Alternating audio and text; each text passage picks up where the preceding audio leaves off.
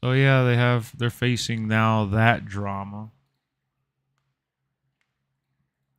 What up, MGM? Jack and Punk are possibly facing suspension after All In. Oh God, this Yeah, dude's I gonna know. get he's gonna get suspended after every pay-per-view, dog. What up, Starfish? Trash? What's trash, boss? What up, Jason? Yeah, bro. I mean, he's standing up for himself, dude. Like these guys, it's not everybody. It's a selective group of people, and if they're gonna have the balls to go on live television and try to take a shot at him or whatever, you got to have the balls to back it up face to face. You know, he's not being the wise veteran, that's for sure. Wise veterans don't retaliate to, petty remarks like that, especially on the spot in the heat of the moment in the middle of a monumental, historic showcase. So, And that shit was packed. yeah. I mean, there were some empty seats and shit, like towards the top on like some sides or whatever, but it was. I believe that it did sell the 80,000 or whatever it was. And Tony Khan confirmed that it sold the 81,000 tickets, but that they had like over 90,000 people in the stadium. They didn't want to tell you the gassed up number. They just said the tickets sold. They didn't say how many people were in the stadium, just how They much didn't they do were. the Vince McMahon. Basically, it's a shame, Like, oh, especially after world such a big pay per record, view. or he adds like 30,000, 80,000, and shit like that, and Yeah, then he acts like people working there and shit. Dave Meltzer comes out and with the accurate numbers every week. Yeah, Dave Meltzer's another idiot. I don't really believe everything he says. He's a guy like nobody in the industry cares about him or respects him all like that. So, if his own peers from the stuff that he claims he's a journalistic presence for, if those people don't care about him, I care even less. CM Punk, it's what he does. Nah, but see, you gotta read. What up, Don? You gotta read what the story says. What up, Jade? You gotta read what the story says. The story says that they had some sort of issue at Collision a couple weeks ago or a couple collisions ago. And Jack Perry in his match made a claim about the glass being real, taking a shot at Punk, like, one of those subliminal shots. Punk confronted him when he went backstage. It was obviously before the start of the pay-per-view, and they got into a scrap. At the end of the day, is it the professional way to do things and go about it when you're at an event to this status or just any major event that the fans may pay the price for your decisions? Because at the end of the day, these guys are, CM Punk is. I don't know about Jack Perry just yet, but some of these guys are millionaires that are super well paid to perform, right? They are there strictly to perform. And if CM Punk is going to continue to get rubbed the wrong way by a lot of these people that, whether it be the cocky Young Bucks or I feel like Kenny Omega is just a bystander because he's associated with the Young Bucks. I don't think Kenny Omega really did shit. But the Young Bucks and some of the producers and, there's obviously bad rep, bad rumors, bad blood with the whole Colt Cabana or whatever, and the people that are his friends, and then the Adam Page, and then the Moxley, and then now Jungle Boy Jack Perry.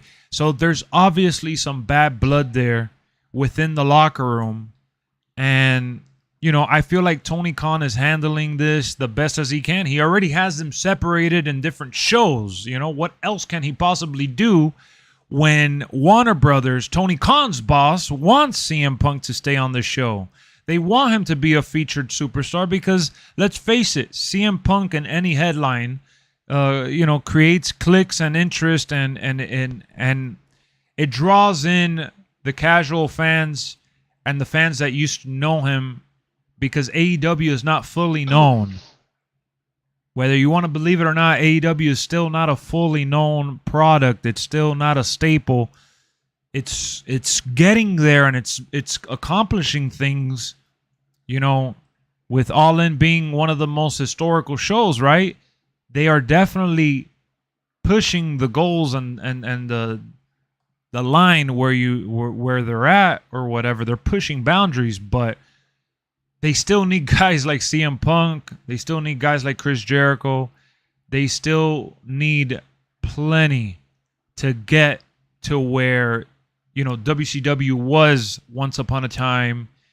And at the end of the day, you just can't have your what's supposed to be one of the leaders, one of the veterans in the locker room, do what he's doing, which is retaliating against everyone and standing up for himself on every little remark. He has to grow a little thick skin, and I'm not saying his skin is not thick enough. I just think he's already tired of the politics. He's tired of the bullshit. He's worn out from his days in WWE. He's worn out from trying to keep his head down and going forward. He feels like he shouldn't have to do that shit. And I get both sides a little bit. Jack Perry trying to prove himself, trying to make a name for himself, obviously feeling the way he feels about CM Punk and not really caring too much about the guy. It is what it is. I just think there's always two sides to the story. I think the rumors that we've read so far is not the full story. Just like we still don't know what happened at the show last year. We still don't know the full story from the last time he had an issue. And we won't really ever know until they do one of those like tell-all, be-all books or whatever, where they reveal like shit that they never did before in their career. Or what's it called? Outside, Dark Side of the Ring? Yeah, Dark Side of the Ring. If they freaking end up talking to one of the producers that were backstage that they want to speak up and pretty much never work with anyone in wrestling again, because no one's going to want to be working with someone that's spilling the beans to that level. My biggest issue here, to be honest, is not even the fact that CM Punk stepped up to Jack Perry or that Jack Perry took a shot, the subliminal shot, because a lot of people I would have gone over their head. Honestly, it went over my head. I saw when he said it on TV. I just didn't really make nothing of it. Then I found out that it had to do directly with CM Punk. And I'm like, oh, shit, no wonder. The biggest issue here is that there's someone backstage tattletaling. There's someone backstage snitching. There's someone back... Because they did it in gorilla position. There's very few people that are in gorilla position. There's the producers of the shows and the wrestlers that are about to perform and the managers. The media doesn't really get to go back there. That's like employees only zone. So someone that works there is obviously going around spreading these rumors. So they got to get their locker room tight, because the whole reason CM Punk said he went there was because when Brody Lee passed, he was sick, everyone knew, and no one spilled the beans. Why is everyone spilling the beans now? That's the problem they're having. Because realistically, you don't think that people fight, especially these egomaniacs, you don't think that they fight in the locker room? You don't think that they fight backstage, or there's like little instances where they share their displeasure for each other? Of course they do. Not everybody holds hands and sings Kumbaya. Not everybody's the New Day that they do content on YouTube with all their best friends, even if they're fighting on TV. So there's a lot of shit that we won't ever really know till someone goes ahead and reveals it. And in this case, someone is just rushing to the internet to reveal this the story right away. So that's what I'm more worried about. I assume you heard about the suspension. Yeah, I have. MGM. I know Ace is thrilled. The Dark Side of the Ring on Punk's time in AEW is going to be must-watch TV. It has to be. It has to be. AEW is having be the most viewed episode. Probably. I don't doubt it. AEW is having the same problem WWE was going to have when Punk was the man. He's going to bury the guys he doesn't believe have it. He's going to pull a John Cena every time. What are you talking about, What? Don? It sounds like you're out of touch. Nobody in WWE. Yeah, he doesn't even know. CM Punk wasn't even the top bill when he was the champion. No, but he's talking about that WWE was going to have this problem if CM Punk would have gone back to be the man. They were going to have that problem. Yeah, he says AEW is having the same problem WWE was going to have. I don't think that. I don't think that either. I think that in WWE there's two. Bro, WWE is such a big, machine that I don't even think there would be any time and place for some shit like that to play out. And if it were to play out, it would play far away from all the people that are snitching.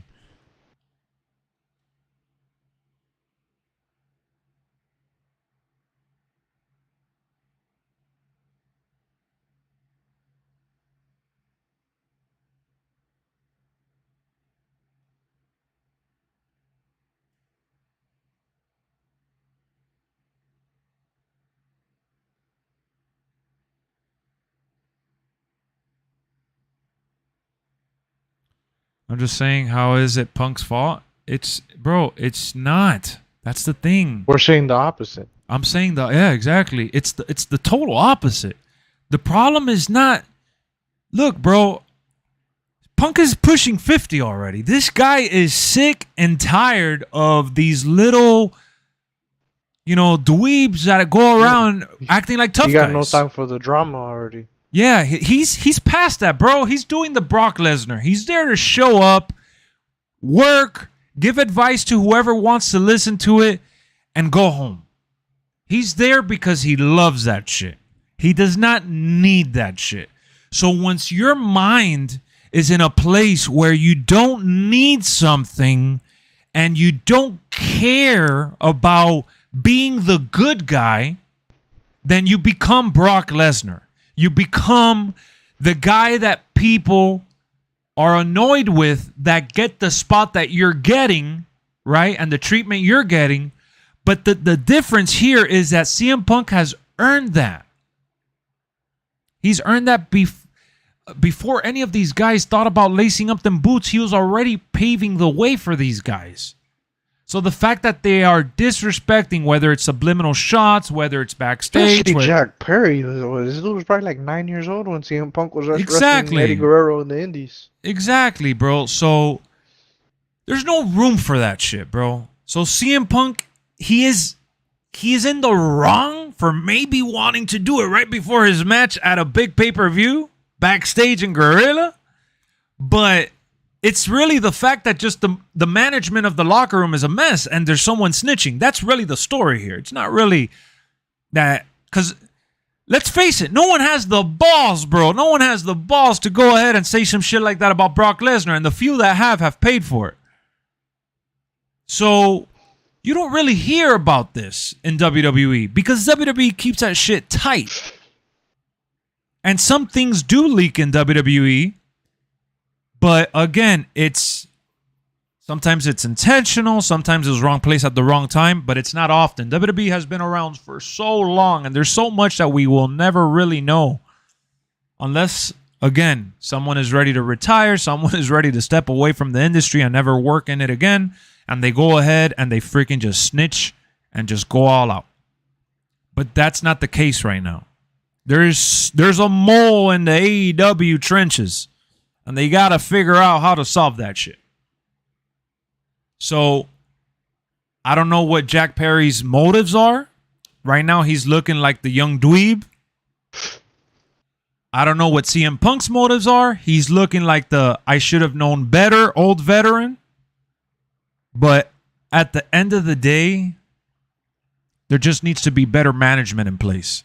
Whether it be Tony Khan or the person under Tony Khan, like, Tony Khan owns the company. He's not just the boss. He's the damn owner. There has to be a manager in charge that could control something like this. Honestly, I don't know who that may be, who that falls under. I really don't know. Honestly, genuinely, I mean it. I don't even know who that falls under in WWE, but WWE has a military level of employees. Like, they just have so many people there. It's just so big. AEW feels like an indie show with a lot of money, with a lot of resources, and sponsorships. That's what AEW feels like. So I don't know if AEW has the same level of management. Now, Tony Khan is not just a wrestling promoter or wrestling company owner. I mean, his father, his family, he works for other sports entities, whether it be the Jaguars or the soccer team or what have you. This guy has worked in business elsewhere. He's never had to deal with this level of, like, colorful characters that are this vocal and this loud and that can stir up these problems. So I think Tony Khan is managing these cases, per scenario. I don't think that there's like one way to go about it. It's really disturbing, bro, to know that AEW had such a fantastic, and I said that in my review, which is still rendering to go live, but I said that in my review. It's such a shame a show this big, this monumental, ends up getting overshadowed, and the conversation being talked about ends up being this baloney ass scrap backstage between two children. It's just crazy. It's crazy to me. I just think it's mind blowing. It's painful, bro. It's painful to see. And this is what happens, man. This is what happens when AEW is still only 4 years young, right? They're still very, very young. They still got to go through the highs and lows. Yesterday was a big high with a couple lows sprinkled across, and that's just the name of the game. I'm not going to talk about Bray Wyatt. I've talked a lot about Bray Wyatt. Him passing is super tragic, super disturbing, super unbelievably sad. I've talked about it way too much. It's been talked about way too much on Discord Cloud. I know you probably want me to go on a little segment here for it, but I just don't want to go into that. Rather talk about the stuff that went on at All In. I know. No, you don't have to apologize. I'm just letting you know that I'm just not going to make a whole ordeal about it, because it's just, it's been yesterday when I was live streaming the watch party, I got asked about it as well. I get asked about it on Discord, or in a video, I see the comments. I go online and you see the comments. It's just everywhere, too much. It's super tragic. To keep it short and sweet, or short and bitter, should I say. Super tragic, super disturbing. It's just unbelievable. Unbelievably sad. I was in the middle of a stream when it happened. I canceled that and a few other streams afterwards. It's really hard to soak in and take in. Still crazy to even think about. This isn't laying down the law. Laying down the law is Taker handling people backstage in the attitude and ruthless aggression era, not bashing people to the media and getting in fights. Look, man, there's very few... let's not even talk about Taker's character. Mark Calloway himself. There's very few human beings like at a sports level, right? A sports locker room level, should I say. Very few people can carry the mantle the way that guy did. You know what I'm saying? He wasn't just a beast in the ring, a beast performing and storytelling, and he wasn't just one of the leaders in the industry. He was, before any of that, the human in him. Mark Calloway was a thoughtful, caring, and one of those guys that just very well respected and commanded that respect, not just with his work ethic, but his way of being. You know what I'm saying? So forget about calling him Taker or being the unsung hero in the locker room or stopping Brett from beating up on Vince or anyone else. Mark Calloway was the human being that the locker room was fortunate to have because he cared and because he wanted to. You know what I'm saying? When you have the attitude that CM Punk has right now, I don't know the guy. Phil Brooks, I don't know him. I know based on what we've read, and what we've read so far into his run in AEW says one thing and one thing only. He is refusing to take any kind of bullshit from any of these little up-and-coming stars, if you will. Any of these guys that think they're owed something. Any of these guys that think they're hot shit because Tony Khan sees something in them. He is beyond that. And he refuses to be a Mark Calloway. He refuses to be that kind of, person, because he's already being a good, spokesman for... He's said it before. If you want advice from him, he's willing to help. His door's open. But within the circumstances, there's things that are out of his control. There are things that there are people that are just flat out not fans of him. Whether it's a misconception or because their friend doesn't like him. It's like, my friend doesn't like you, so I'm automatically not going to like you. And that's more like a tribal instinct, And when you have that kind of issue in the locker room, that's a big problem. And that's why I said just a couple minutes ago, and I don't want to sound like a broken record, but management needs to be better. These guys are going to be the colorful cast of characters that they are. They're like rock stars. They're crazy. They're unapologetic. and they live a crazy life, and it goes on and spills over backstage. And Chris Jericho, Chris Jericho has said, "Oh, I've kind of taken the role of the like Taker." No, Taker never said that, bro. It just was what it was because it was like they made him. Yeah, it just happened. You know, Chris Jericho saying that in an interview or, "Oh, I'm trying to be," it already shows that he's not that. You know, Mark Calloway never said that at any media tour or any interview that he ever did. Mind you, he didn't do many of them, but he never went around saying, "Oh, I'm the leader of the locker room. I'm the unsung hero. I'm the one that broke fights. I'm the one that stopped." You know, it just was what it was. So the fact that Jericho has given himself like that token of like, "Oh, that's what," and Sting, I don't know. I mean, to be fair, in defense of Jericho, dog, he kind of had to say that because that's the first thing when the CM Punk shit happened. Everybody called out Jericho immediately, like yeah, like why hasn't he done shit? Yeah, like why hasn't he done shit? Like why is that locker room so messed up? You like guys Jericho, like Sting, Mark Henry, and a Big Show. Why aren't those guys stepping up to the plate? Yeah, exactly. You know, the veterans. They kind of called him out, so I kind of get why he would be like, "Oh yeah, I did step up." Yeah, I don't believe that shit.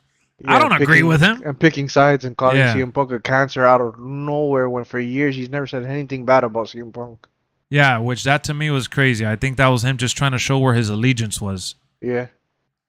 Except most of them aren't rock stars, Lex. They want to pretend to be these money-drawing wrestlers. That's the problem. They got an ego thinking their work is the peak of what they're doing. Ace, bro, the fact that you're saying that, like, I'm using that as an analogy, bro. What do rock stars do when they go on tour? They're constantly on the road. They live this life of fame.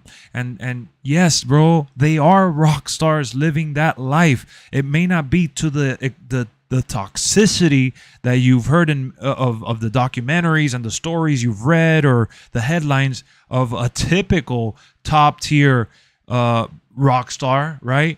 But you gotta look at what their life entitles, and it is that, bro. These people come out, and on a weekly basis, you know, most of them have, 10, 20,000 people cheering for them or screaming against them. Like, that's the life of a rock star, bro. They're living that life. So it does get to your head. It does. You do buy into the character. Like, it's almost like they have to live and breathe that character in and out of the ring, and sometimes they carry that shit with them. It's like I said earlier, I see both sides. If I have to pick one side here, and it's mainly because I am biased, I acknowledge that. I am a fan of CM Punk. I truly believe that CM Punk is a diva for certain things that he thinks is the way it needs to be. But for this particular argument, debate, or whatever you want to call it, I think that he is in the right. He is backing up. Remember, bro, CM Punk, this is the same CM Punk that went over to UFC, did multiple training camps, had multiple setbacks, and still stepped into the octagon and got his ass whooped. And the entire world made fun of him. Like, till this day. This is the same CM Punk that has to live with that like, that is a skeleton in his closet he has to live with. This is the same CM Punk that stood up for himself and walked out on WWE and people called him a quitter. This is that same CM Punk that has faced adversity and has overcome that shit in his own way. We don't know what that guy went through the 7 years that he was away from the business. Everything sounded like sunshine and rainbows. He was working on comics. He was working on movies. He was working on TV shows. He was working with his friends. We don't know the truth of the mental burden that Phil Brooks had to carry. You know, this is also a guy who hasn't fathered any children. He is happy with his dog. He is happy with his wife. They've come to the conclusion that they probably won't have any kids. So, like, you don't know what this guy's life is all about. Like, his mindset. And what he has had to go through just to lace up the boots one more time. Just to have a guy like Jack Perry take a shot at him on live TV with 80,000 people there. You know? So that's why I'm on his side, because at the end of the day, I see his point of view much more than I see the like, these guys need to look at what CM Punk did and follow along somewhat in what he was able to accomplish. Because CM Punk, without being the company man, managed to be the company man. He was like the unsung hero in the craziest time where wrestling was at the verge of collapsing. You get what I'm saying? Like, this guy, whichever way you slice it, this guy is a special entity in this universe of wrestling. When it was all about the franchise, when it was all about John Cena, when it was all about guys like Randy Orton and those legends, those big names, CM Punk made enough noise to the point where it didn't matter if he wasn't the main event, because he was the main event wherever he was on the card. That on its own is mind-blowing. So instead of going at this guy, you want to pick his brain. What was his mental fortitude to put on these performances and these promos that meant something to so many worldwide? You get me? So I'm not saying these guys have to suck his weenie. I'm not saying these guys have to suck up to him. I'm just saying you got to show a little more respect. Because if you don't have the balls to speak up to like a Vince McMahon, you don't have the balls to speak up to a Brock Lesnar, you don't have the balls to speak up to a Roman Reigns or to so many others backstage, why are you speaking up to CM Punk?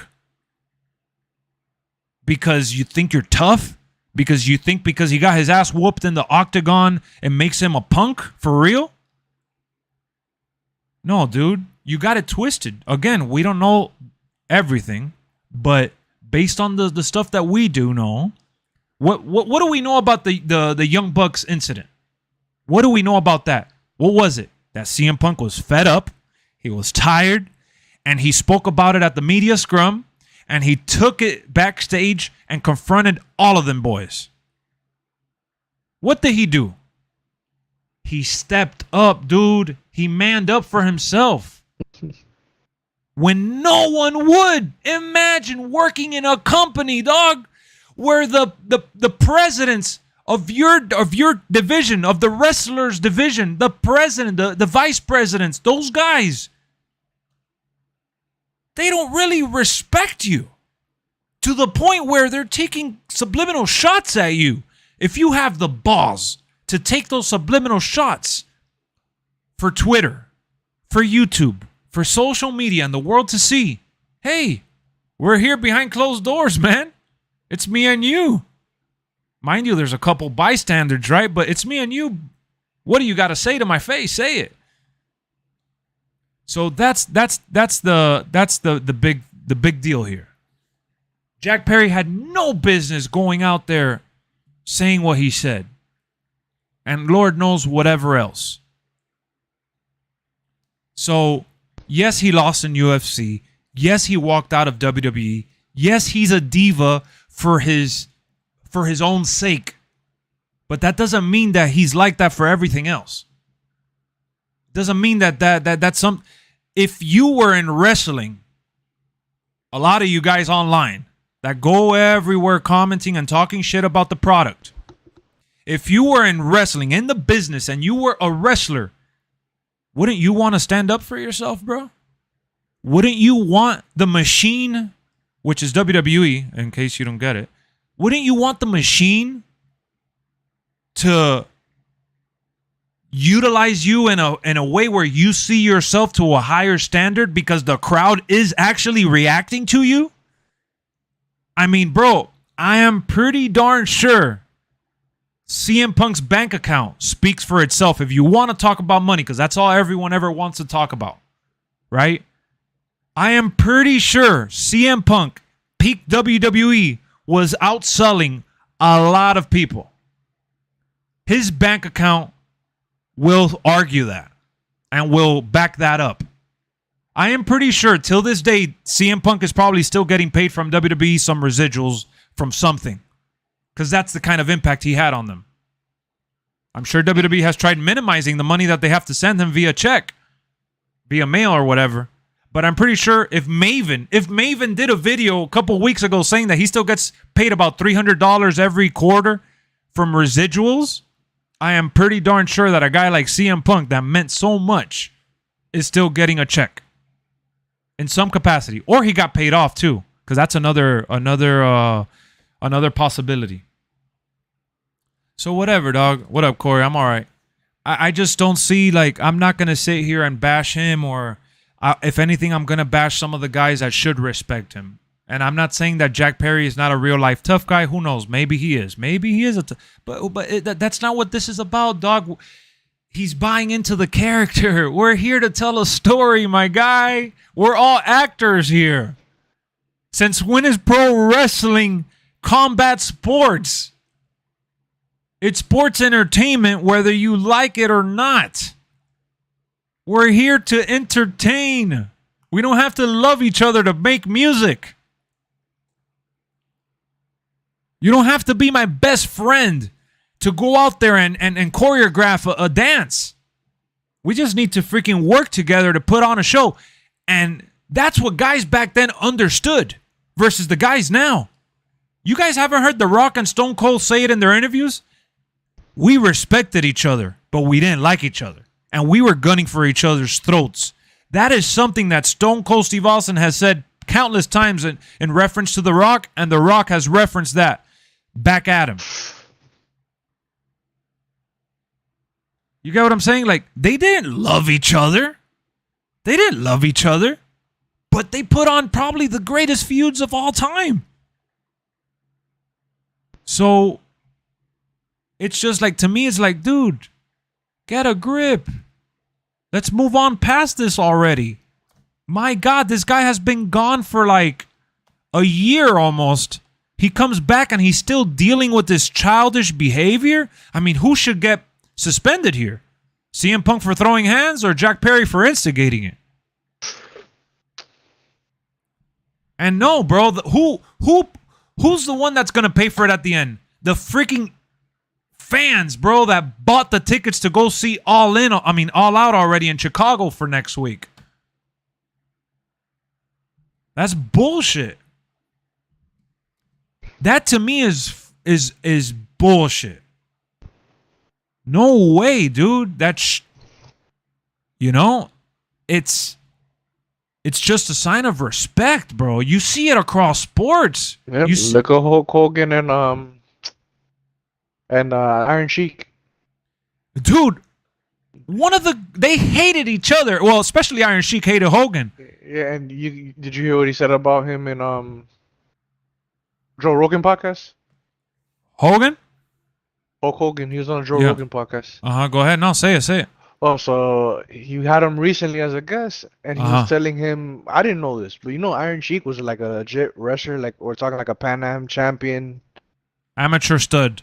Like he was like one of their most famous grapplers. Like he was a legit grappler, because they got into like the whole weightlifting. They were talking about how naturally strong he was.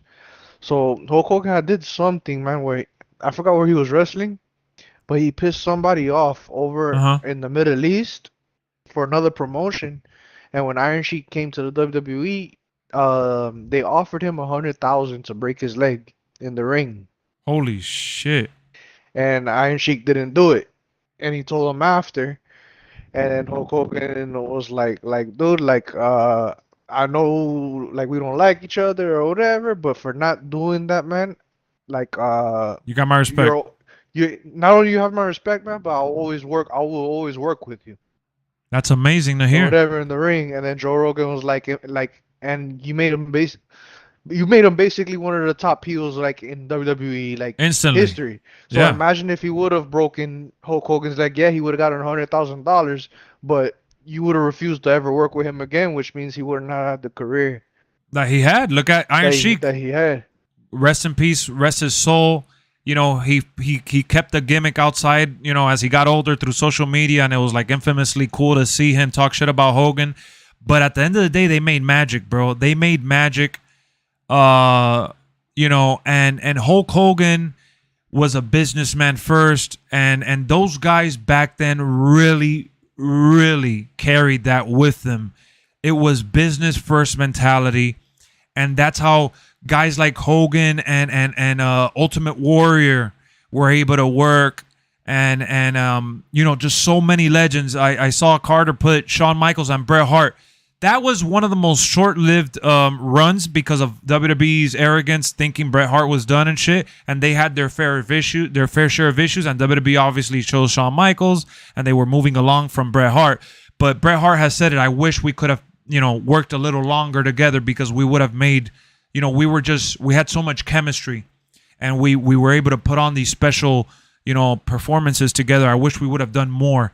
That's always a what if almost. We got to see glimpses of it, and they did make magic, but it was all through respect. So Jack Perry and the rest of the world or whoever else doesn't have to really like a guy like CM Punk, but my goodness, putting on a match with a guy like CM Punk can really get you to the next level. It could really help you as in your career. Yeah, it could be Ricky Starks and CM Punk making magic. That's probably one of the best feuds that he's had outside of MJF.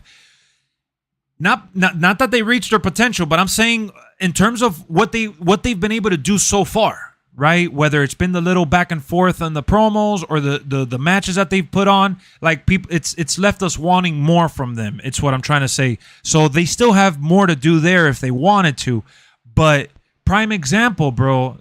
So. You don't have to ride his ass. You don't have to, but working with a guy like him, like Will Ospreay and Chris Jericho yesterday, tearing the house down. Jericho's in his 50s already. Working with these old guys that have been around, that have done it all, that have, they have a name. They've made a name for themselves for a reason. Dude, there's a reason. They're going to try to put you over. Yeah, they're going to put you over for the most part, because these guys understand where they're at in their timeline. They're not fools. Yeah, CM Punk is getting paid, I don't know, let's say $5 million. He knows why he's getting paid by Warner Brothers, and he knows why he's getting paid by Tony Khan. He knows what his value is. So he also knows that within telling the story and getting a few wins to make himself look good, he's going to have to put people over at some point. He's going to have to help the future of wrestling. And he's willing to do it. Otherwise, guys, if he wasn't willing to do it, he wouldn't have signed. He never needed the money. He never needed the stress. He doesn't need this. Understand that. Once you wrap your head around the fact that he doesn't need this, and he's truly doing this because he loves it, you will totally get the idea that CM Punk is not the bad guy. And that's what it really boils down to here. Take what you can from this guy, CM Punk, who is not Brock Lesnar, who is not Batista, who is not John Cena, who is not Goldberg, who is not the prototypical super mega star that WWE produces. He made it work, paved the way for guys like Bryan Danielson, and Adam Cole, and those guys. He made those guys have an avenue where their image can still mean something valuable to the product. Because if you didn't look the part, the best scenario was, how many of you guys made fun of Daniel Cormier, UFC legend, when he was the special guest referee in the Seth Rollins Matt Riddle match? He's amazing combat sports legend, and people made fun of him. Why? Because he didn't look the part. So it's always been about the image, because wrestling is scripted, because wrestling is a movie. That's all it is. CM Punk and Jack Perry both was wrong. I feel like them both being suspended was the right move, so it doesn't look like favoritism. Doesn't matter what it looks like at this point, dude. Like I said, people paid hard-earned money to go see All Out in Chicago with the expectation and the impression that CM Punk was going to be there. So what now? You just put in Christian Cage, you just put in anyone else in that slot. Like CM Punk sells out that arena by himself in Chicago. So no, it's not about favoritism. It's about what's right and what's wrong.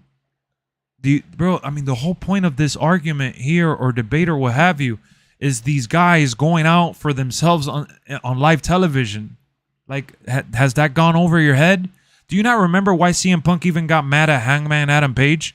Because he went into business for himself on live television. Did you not get that? That's like a big no-no, bro. Nobody does that shit, by the way, no matter how much you hate somebody. When you do something like that, that's like, no, that's like death in wrestling. Just like wrestlers hate when people say wrestling is fake, wrestlers hate when people go into business for themselves. You guys didn't see how John Cena and The Rock literally had beef with their back and forth promos? Yeah. They went into business for themselves, both of them equally, because they didn't want to allow the other to go over. John Cena did it a couple times. The Rock did it.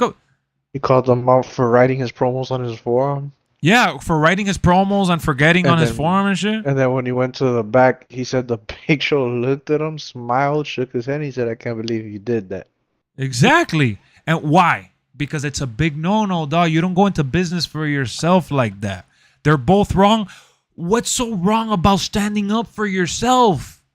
My favorite part is when if you watch the promo back, when The Rock, before he leaves the ring, he puts the mic down, he looks at him, and you could clearly read his lips saying, "What the fuck is your problem?"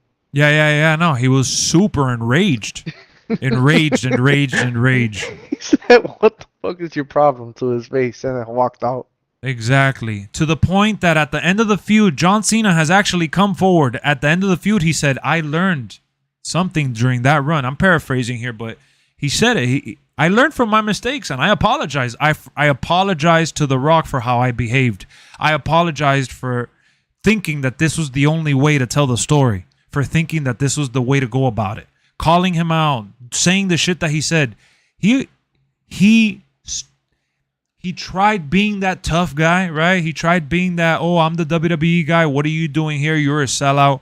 But you're not, dude. They both could have handled the situation differently. Look, man, I'm all for being neutral here. And I already said earlier, you came into the conversation late. I already said earlier that I get both sides, that I get why each of them went out and did what they did. I understand that, and they're both wrong. I said that they should have handled that shit elsewhere, not in the middle of All In right before them going live on TV. All right, so I already established that ground, but I'm beyond that. I'm talking about managing the locker room to the point where this is not even up to these. Like, you can't give them a space to have those encounters, because at the end of the day, obviously, the wrestling locker room of 2023 is not the same of back then. It just isn't, bro. And this is not just picking on AEW. And WWE is the same shit. It's the same shit. Just you don't hear about it as much because they got a tight grip on it. 2K announced we're getting My Team news tomorrow. I'm sure there's going to be a lot more of the same, bro. Are you really that excited?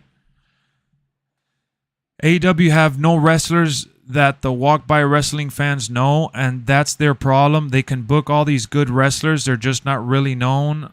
Yes and no. A lot of people are starting to know who MJF is. A lot of people are starting to know who Darby Allin is. A lot of people are starting to know who some of these characters are. But why? Darby Allin has been working with Sting.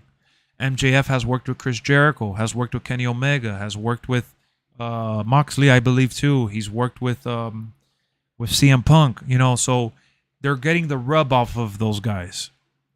In order for some of these other guys to continue getting this kind of rub, that's why they had Jack Perry wrestle RVD.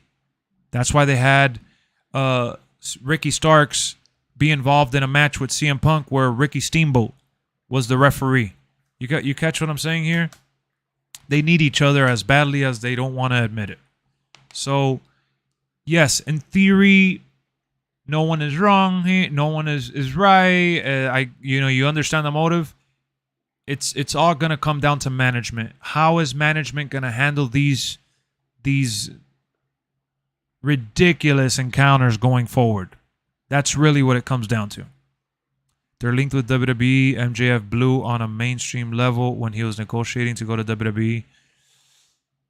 You're missing the point here. It's not just... He blew on the mainstream level when he was feuding with CM Punk and shit like that, bro. It wasn't just about the negotiations. The fans that talk wrestling in general brought up the fact that he's trying to act like he's negotiating with WWE. That's all a gimmick. MJF is very much happy in AEW, and AEW is going to overpay the shit out of him to keep him. It's been hard not even have been watching AEW, and I have it recorded to watch, but still haven't watched a single episode. Why? What happened? What's your opinion about John Cena returning as a full-timer? He's not returning as a full-timer. He's actually returning for like 7 consecutive shows or whatnot. I think that's more due to the fact that Hollywood is at a standstill, and he's the type of guy that has to continue doing something. He can't be, I think it's more of that than anything. The moment Hollywood resumes, he's gone again. Yeah, I feel like it should be a meeting or a mediator backstage to prevent toxicity. Bro, they need to have a freaking, like one of those crisis team. I remember... They have no leader, dog. They have no locker room leader. Yeah, they don't. They really don't. Everybody has too big of a head. Nobody's willing to listen. They're not a team, and Tony Khan's a joke. Tony Khan is a joke. Exactly. That's the problem. Boss. That's the problem. That's the problem. That's it. What Brian just said, that's it. That's literally it. Nothing. Look, guys, I've said this before, and I'll say it again, bro. It's okay to criticize constructively. It's okay to not sugarcoat shit. I like Tony Khan. What Tony Khan has done for the wrestling industry is a blessing in disguise, whether you want to admit it or not, whether you watch their product or not. It's a blessing because it created another avenue for us to still enjoy these superstars that would pretty much either be at home or be wrestling the indies, and we wouldn't really know about it or watch it as much. The exposure that AEW has, it's literally right behind WWE because WWE is so far ahead that no one even comes into its circle, into its range. What AEW accomplished on Sunday speaks for itself. 81,000 in the UK. I'm sure a lot of people traveled from Europe and different places from around the world to go over there to be a part of that event. And when you're able to do that outside of WWE, that means that there's an outlet for you to enjoy beyond just WWE. For those of you that want more of that, for me, like I see it as all positive, and Tony Khan is a mark, not a boss. That's not even a bad thing either, bro. That's not even a bad thing. I know people, bro, it's so funny. People in 2023 use the word casual, or they use try hard, or they use mark in wrestling. They use those words as like to make it sound demeaning or something like that. The fact that Tony Khan is such a marker and he's such a fan, it's actually good. Because it creates an environment of a place where people want to work for him. But the problem is that it creates other problems at the same time. No one is perfect, bro. Vince is too strict. He's too set in his ways. And Tony Khan is too open. And he's too much of a fan. Vince keeps it professional, bro. You could see videos. Let me tell you guys right now. Now, since I'm talking about Vince and everybody's always ripping him, this is the perfect time to talk about him in a positive manner. You guys have seen the videos of Vince, like when it's the first time Roman Reigns became champ, or when he became champ as the tribal chief, or when Bray Wyatt, when he won his first championship, because they showed the video for his tribute. When Bray Wyatt first became champion, Roman Reigns, Finn, or whoever. Vince was one of the first ones backstage to hug them. And like legit share tears with most of them. Vince hugs those guys behind closed doors. Pats them on the back. The Miz, out of all people, The Miz, who everyone freaking loves to hate. Vince McMahon hugged him. And Miz cried to him and shit, and they shared, a joyful moment. That's a sign of respect. That's a sign of, like, you could hug your wrestlers. You could share that same sentiment for, Brock Lesnar and Vince have hugged backstage. Like, this is nothing new. So there's a line that needs to be drawn. They don't have that line really. It's kind of squibbly. You were there. Lots of people from Europe and America for All In. More as you could tell, it's for sure. Those 80,000 are all not local. That's just not a fact, and that's not believable. For sure, people traveled over there. You know, guys, keep in mind that AEW All In sold out crowd, right? 81,000. Brian and I went to a show 3 months ago in May, and the arena was like barely 50% capacity. You know. Dynamite that showcased Ring of Honor, Rampage, and had extra dark matches, recorded and shit like that. So, they recorded like 6 shows that night. Yeah, like it was an exaggeration of wrestling in one night. Bang for your buck, totally. And it wasn't sold out. What does that tell you? There's still room to grow. There's still territories to conquer. All In. Don't let it get to your head. Take this as a monumental, beautiful, historical, epic moment, but let's keep building that up. CM Punk and Jack Perry feuding backstage is not it, bro. It's just not it. It's they took a leap forward while taking a step back. Well, Kev, Vince just knows how to do business. They know not to make Vince mad. Nah, that's baloney, because Chris Jericho said that he pissed off Vince McMahon a bunch of times, and he would go into Vince McMahon's office because he felt like he had earned his respect or whatnot, and they shared like that mutual respect.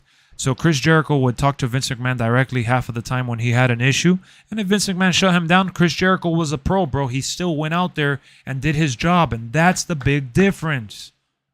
That's the big difference here, that a lot of people don't just go out there and do their job. They go into it for themselves.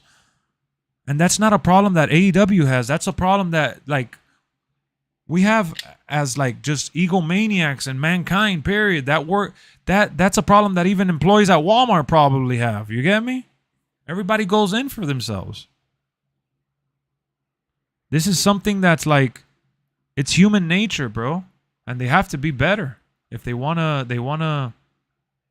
have to be better if they want to be the groundbreakers that they are. So, there's a lot to consider here going forward. I really hope that however long CM Punk is suspended for, I hope that it's not a long time. I think that they should make it a story. I think CM Punk should still work the pay-per-view of All Out. I don't think that he should be away from it. I think they should do like one of those kayfabe injuries and have him stay away like from the company for maybe a couple weeks, playing into the character that he got hurt. Have maybe Ricky Starks injure him or something. I don't know. Put somebody over in the process if you're going to put him out. Yeah, I heard about the tropical storm. Austin Aries was like that too, Lex. He no-sold John Morrison's finisher at the main event of Bound for Glory. People like that need to get fired. Exactly. Precisely my point. Why did Austin... Because everybody's like, WWE doesn't know what they're doing. WWE's misusing Austin Aries. Austin Aries fought Neville at WrestleMania. Whether it was on the pre-show or not, it doesn't matter. He was there. His ego got to his head and all this other shit. He was impatient and he got released. And what happened? And then he was in Impact and he no-sold also John Morrison's finisher there. Like, come on, bro. You don't do that. Do you think this one could be a work? I would love for it to be a work because it would automatically make the Jack Perry story boil over to television, and it will make for some good shit. It would be good. So you just gotta look at the reality of the situation. We don't know enough. That's it. As fans, you gotta just stay put. Are both of them off of TV? To my knowledge, bro, as of this very moment right now, yeah, it sounds like both of them right now are suspended. But again, guys, our information is very, very limited. Yeah, like the rumors aren't even straight yet. Some are saying that Punk threw the first punch, or some are saying that Perry threw the first punch. Some people are actually saying that the whole thing's made up. That it's a lie. Like nothing's like this is so blurry and gray. Exactly. This is so funny, bro. I'm going to read you guys a random quote that I see here. And it's not really that random. Every time there's a CM Punk debacle online, every single time, dude, And this was just 7 days ago. But every time there's a CM Punk debacle online, it constantly shows up on my feed, and I never mention it on stream. Like I didn't catch it like now. I always catch it off stream, so I'm glad that I caught it right now. But here's the quote. It's from August 30th, 2011 SmackDown. Triple H to CM Punk. I'm sure you guys heard this one. This is Triple H cutting a promo on CM Punk, telling him on live television while CM Punk was sitting down. Triple H still had long hair, by the way. He said, "You'll only accept change if it means CM Punk is on top. Because unless CM Punk is not the guy, that's not enough for you.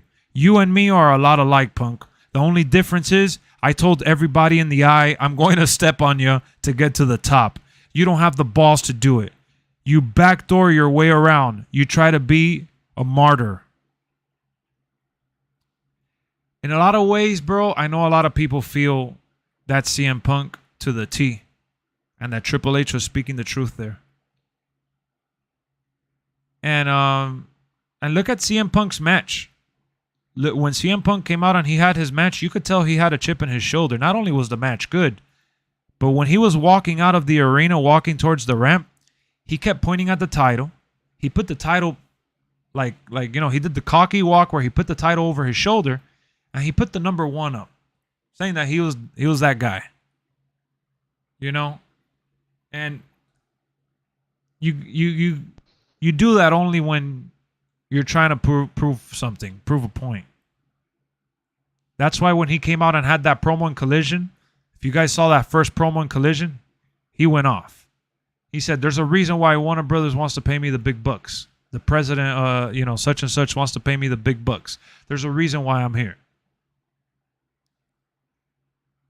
You know damn well they don't want to do the money matches. Tony Khan just don't want to do it." That's so dumb for you to say. My goodness, I can't believe you just said that, Ace. Just like I think it's Byron and a few others that have come in here before another stream saying, "Oh, Vince McMahon hates this, Vince McMahon hates that." Dude, first and foremost, Tony Khan is a man of the people. All right, so if there's a match that the people want to see, he's gonna do it, and he's gonna do his best to put it together to make it happen. But at the end of the day, these guys are businessmen. If there's a money match to make, bro, they are going to do it because this is a business. My God. Guys, use your head. It's a business. For people that were mad when... It's a business. It's a business. Yes. People thought, "Oh, Vince McMahon hates Bray Wyatt."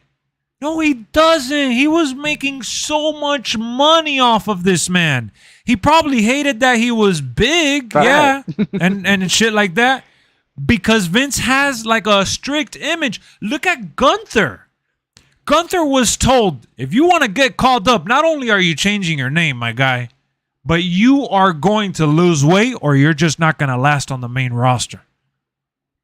Gunther did an interview saying, I think this is better. I mean, I don't have a problem. I don't care. I'm happy with the name, and I love my run as Gunther. He loves the fact that he had to lose weight, that he was pushed into that direction, that he was, kind of like, he was told, you got to be this, and he strived to be that, and then more, and he's grown from it, and he admitted that he needed that. So it's not like Vince McMahon didn't hate Bray Wyatt. That's just a dumb thing to say. It's just so dumb to even digest that. Like, I can't even imagine a world where Vince would legit say, "Ha, I hate this guy who's making me millions and millions of dollars. I'm gonna book him horrible because I hate him." No, bro, he hated his look. He hated that he was big, he was fat. He would yell at the camera crew. Yeah, he hated all that stuff. When they pointed at the gut or some shit like that, he would yell at the camera crew to switch cameras. Yeah, because he hated that. He doesn't want to, what up, Woody? How you doing, my boy? He doesn't. He's a very strict dude, bro. He's that's super weird though, because even since the 80s, he had like what's that, Bundy, Big Al, King Kong Bundy, Vader. Bundy. Like, he had a whole bunch of fat people. Yeah, like guys that were like really big. Yeah, but like they all had short runs. Yeah. They were never long lasting. I find it weird that he has this obsession. Yeah, with fat people. Fat people. Yokozuna too. Well, he's made money on All A of whole them. bunch of fat people, bro. Even Andre the Yokozuna, I Giant. said, yeah, Andre the Giant, Rikishi. Rikishi, that's another one that he didn't get a bigger push because he was fat. So it's not that he hated Bray Wyatt, guys. It's not personal. He just doesn't like that idea of that a fat guy is the top He guy. doesn't like fat people, bro. Yeah. That's one thing you could say. And I'll accept that. You could say Vince McMahon hates fat people. He likes everyone to look jacked and to look like this, that, or the other. I would understand that 1,000%. I would agree with you. But to say that he hated Wyndham Rotunda, rest in peace his soul, to say that he hated him and that he fired him because he hated him, we're talking about the same guy that squashed Seth Rollins at Hell in the Cell. We're talking about the same guy that was taking up our television on a weekly basis with all his monologues and promos and all that shit with his, creativity. He just nerfed it. He nerfed him a little bit, of course. But Triple H went ahead and said it in an interview too. What did Triple H say?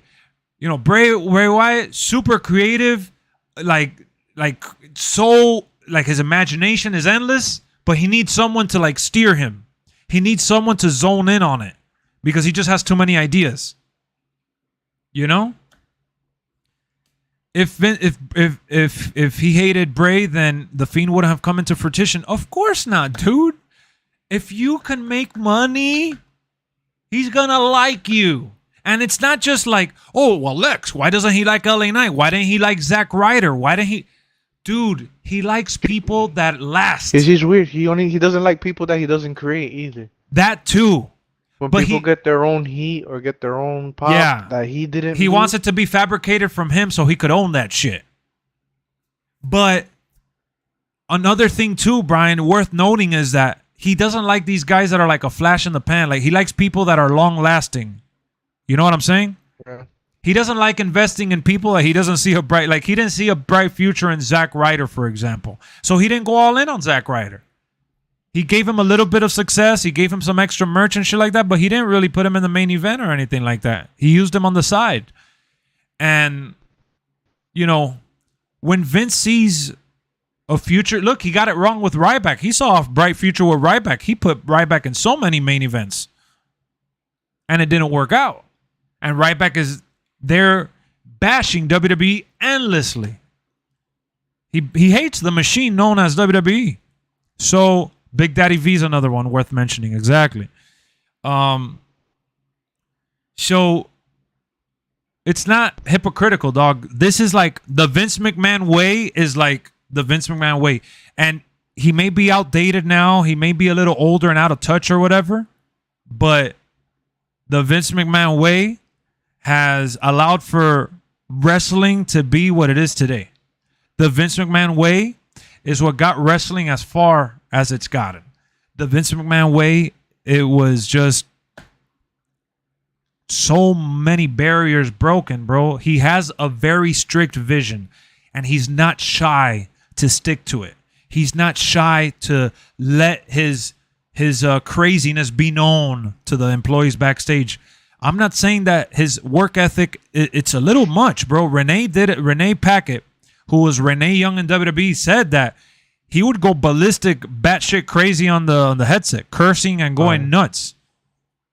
That's heartbreaking, dog, to know that somebody that's a genius like Vince McMahon and that has produced so much excellence and so many great characters, to know that this guy is like this super toxic, disgusting, communist type of, dictatorship bullshit leader. It's really hard to but that's part of his greatness, bro. You got to take the good with the bad. That's just part of his story. It is what it is. It is what it is. You know what I'm saying?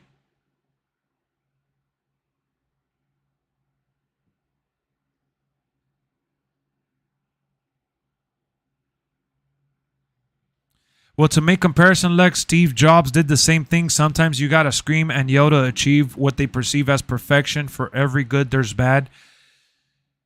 Yeah, what up, Sane? Super Sane. Look, to a degree, bro, to a degree, yeah. to push boundaries, you gotta sometimes like look at the Spider-Man No Way. I'm not No Way Home, but Across the Spider-Verse and Spider-Man the other one. What's Far From? No, not Far From Home. Across the Spider-Verse, Into the Spider-Verse, the Last of Us series. You know, Naughty Dog in general. Like those are companies, just to name a few. Those are companies that have been known for pushing their employees a little too hard, chasing that perfection and that element of you know, that high standard. It's not the right way, but it's the way that they went about it to get to that point, and that's what made it what it was. So, in order to get that Attitude Era, that Stone Cold, that Rock, that this, that, or the other, Vince McMahon needed to be who he is for it to be there. To not only be there, but to be beyond what it was. And he, you know, a visionary. The visionaries usually are like that, bro. They're hard to understand. They're called crazy most of the time. Like Kanye West. Kanye West is a visionary in his own right for some things, but you got to draw the line at some point, right? there has to be some sort of boundaries. Yeah, at what point is just crazy? Yeah, exactly. You got to know that there's off the rails crazy, and that's kind of what's happened with him. But even then, through and through, he's made some decisions that have put him in a place where he's ended up becoming like what's the word, like a fashion mogul or whatever, and Fashion mogul, and his music and just the brand of the Yeezys and all that shit. So for better or worse, he's been able to produce some hot shit. So guys, we're a little over the 1 hour mark. We talked about some good stuff here. I'm gonna get into some AEW Stadium Stampede here shortly. I'm gonna check on the food, make sure that the oven is not burning down, and we're gonna return with some gameplay. So if you guys have been enjoying Stadium Stampede, let me know in the comment section which superstar have you been enjoying most. All right, so I'm gonna be back in less than 5 minutes. All right, what up, Deshaun? What's going on, foo?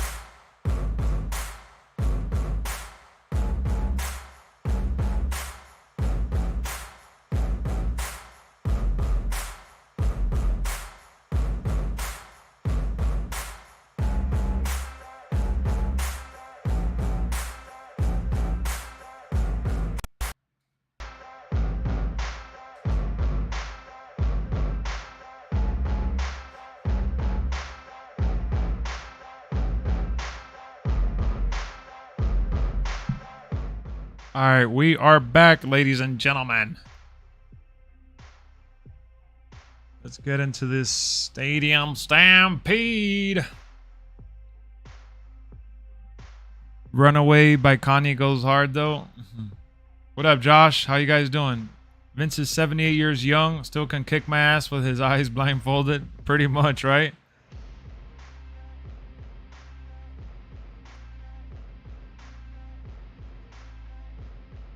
What up, Jason?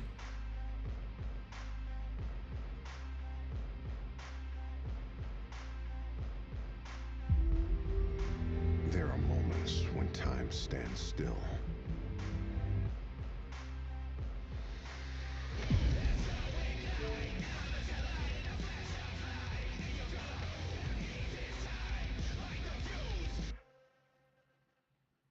Yo, Brian, you there?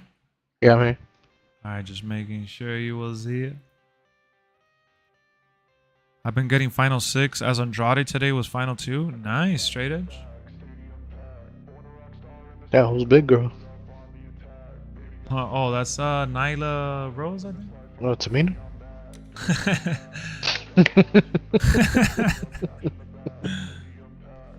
I do see why you would say it. I just wanna stay bad, stay mad, shit on my shoulder cause they treat me like an outcast. I ain't gonna take that, stay back. You saw That's Arsenal was playing Bray Wyatt's thing? Who? Arsenal was playing Bray Wyatt's theme music? Who's Arsenal? The soccer team. Oh, yeah. I saw the video. You're like, is that a wrestler? What does he fight? What is he That's wrestle what I at? thought. Yeah, no, but I did see that video you're talking about.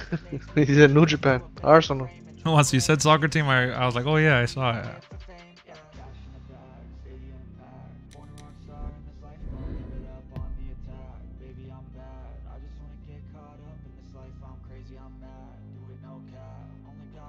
Well, I saw the Transformers movie yesterday. Badass, right? Yeah, it was good. I love that shit. What's it called? The ending, the crossover. Yeah. Did you get hype?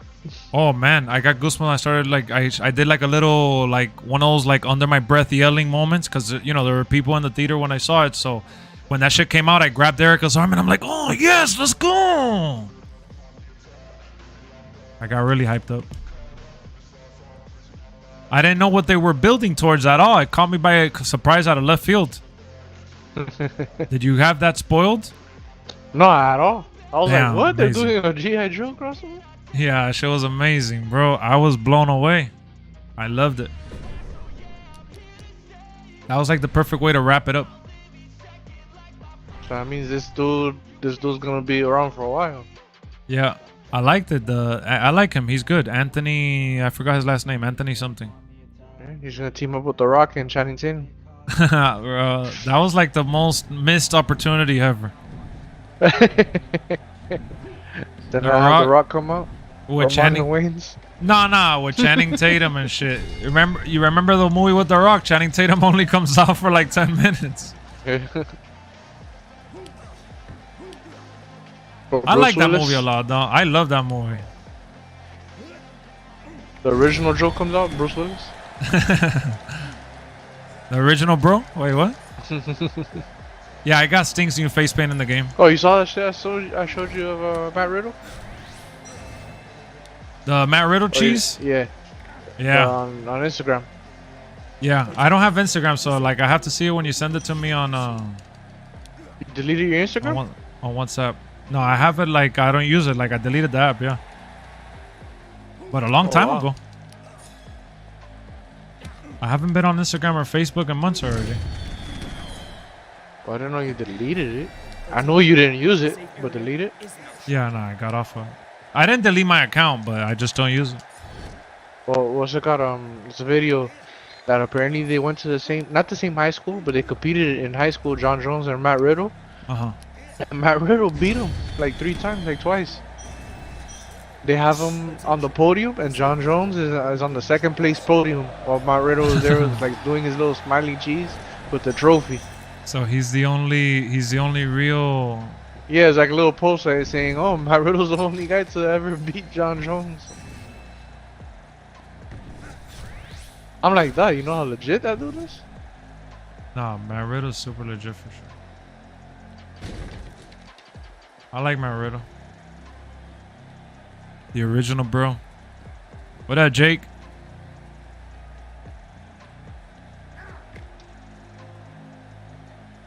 What up, VJ? Imagine where Matt Riddle would be if Dana White didn't hate him. Oh man, I know. I don't know why Dana White hated him. He's just like any other guy that they are promoting now. It was the smoking thing. I know, but what? You don't think that Sean O'Malley smokes? No, but remember, this is back then. Remember when they suspended Nick Diaz for 2 years for popping weed? That's crazy, though. I know. That So shit to me the is dude always been wrong. hated Riddle. Yeah, because he said, he goes, oh, I remember I saw an interview. He said, oh, this fucking guy can't even stay off the weed for a week. Yeah, exactly. And he said he'll never fight here ever again. And that motherfucker was like a top 10 welterweight at that time.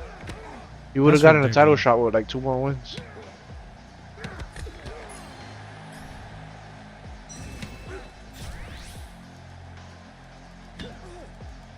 That's embarrassing.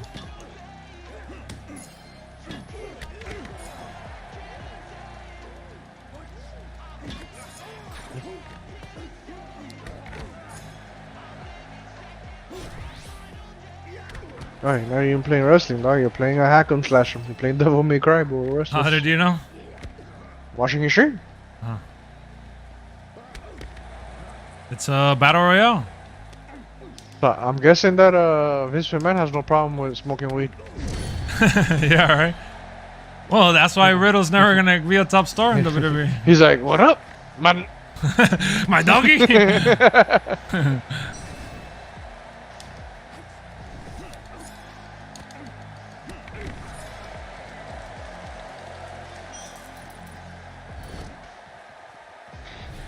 Attention, the safe area is now shrinking.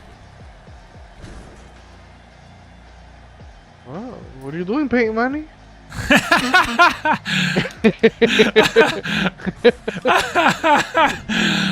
Oh shit, there's a horse here.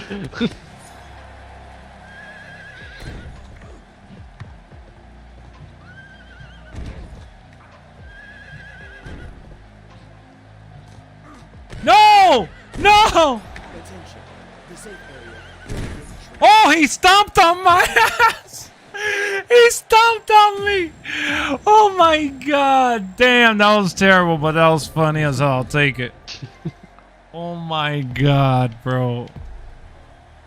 Wow. They need to make this shit crossplay, though. She's not crossplay?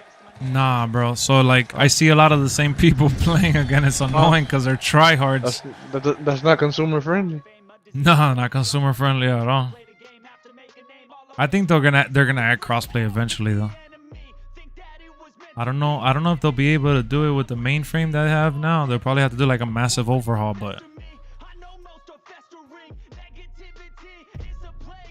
Oh man, that shit was so funny.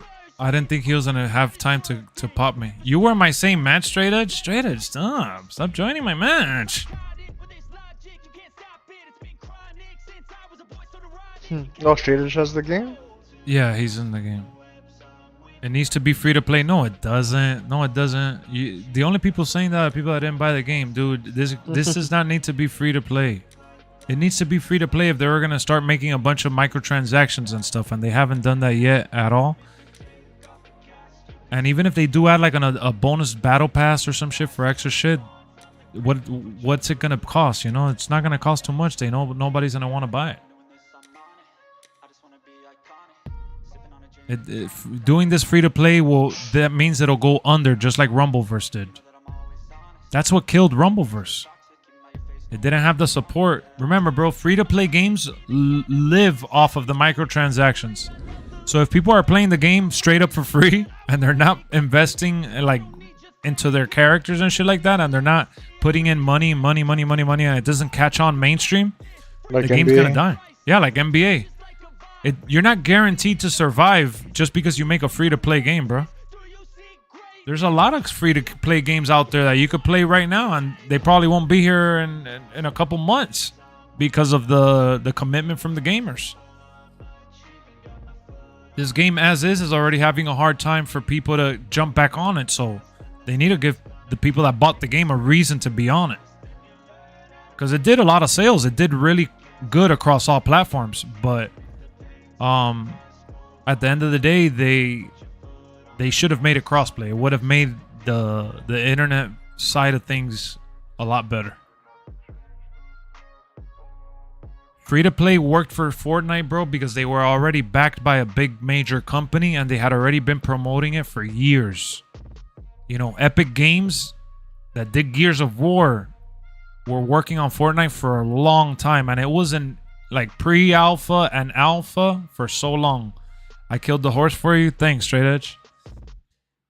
Fortnite, I remember playing it when it first came out in alpha, and it was very rough. It's not even the same game as it is today. Fortnite today is just on another level in comparison. And remember, when Fortnite first came out, they didn't have all the sponsorships that they have now.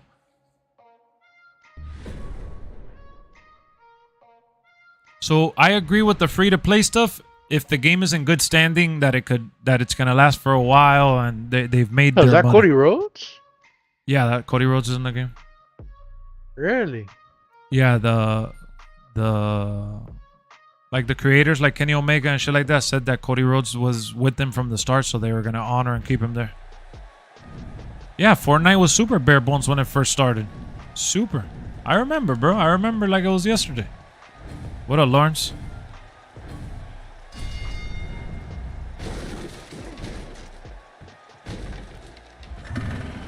So you're playing a battle royale with like 8 people? No, it's 30. Oh, what are you, the security guard at Laser Ship? Trying to run over someone. Oh, look, there's someone right over here. Damn, I overshot him. That guy left his controller on or what? Attention. Safe area will begin training soon. Damn, my car blew up and now he's gonna come and attack me. No! How did he grab me? Leave me alone, you bully. Attention. The safe area is now shrinking.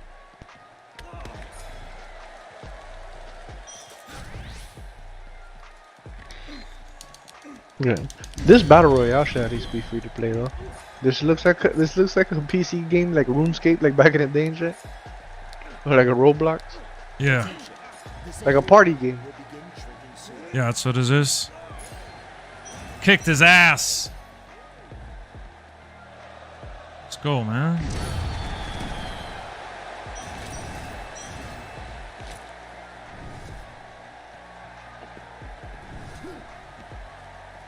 What up, Marco Mania?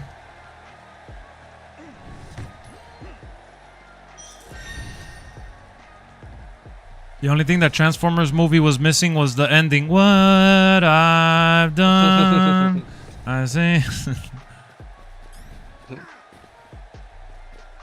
And they got that dude at the end, the leader of the G.I. Joe, or the office guy. Yeah, He's from House of Cards. He's Yeah. really fucking good. House of Cards, Jack Ryan. He plays the same character in every show. Yeah, in every show, but he plays it so well though. Yeah, he does. The freaking office clerk assistant and shit. Yeah, I don't want to see him in any other role. I know, you could see him in the same row everywhere. He's Yeah. like that guy.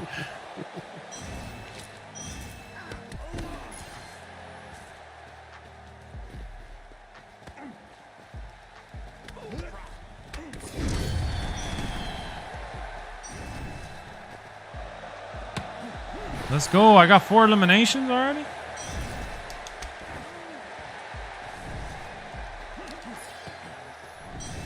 Five eliminations, guys.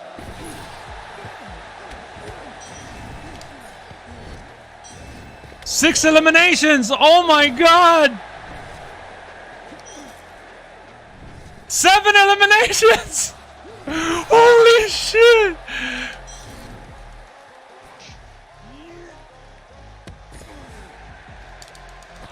Jeez.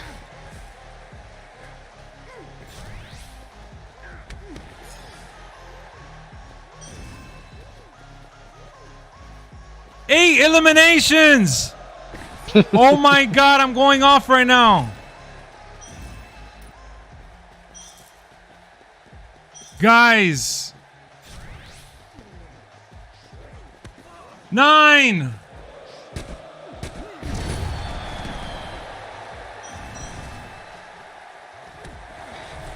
Attention. The safe area is now shrinking. Oh, you just took out Jeff.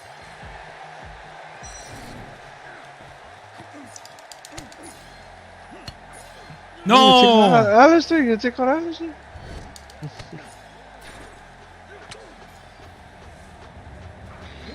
Got him. Another one bites the dust. That guy stole my kill, so I got him now. Let's go, bro. 10. This is my most ever. The safe area will begin shrinking soon.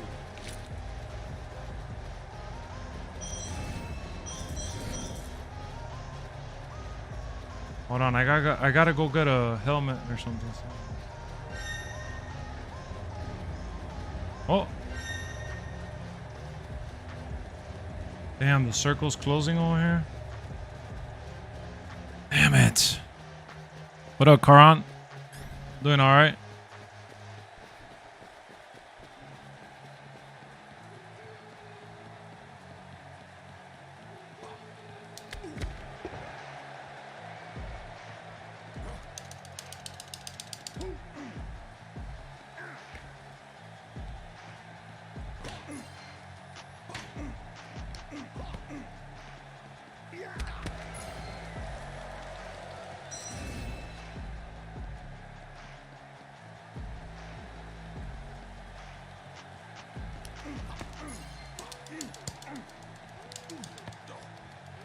Got him.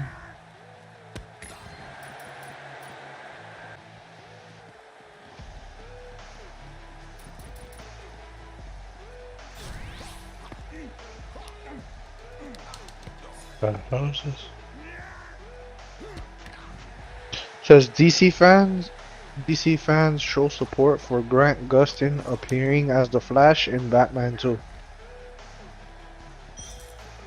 Wait, what the hell is that? A spoiler or something? Well, I don't know, the spoiler. No, it's just people saying that they want him at playing the Flash for Robert Pattinson's The Pattinson. Batman. Yeah. Let's go, bro. Another elimination, guys. What up, Jose? Today was so hard. Oh, man. I can't even imagine how you're feeling right now.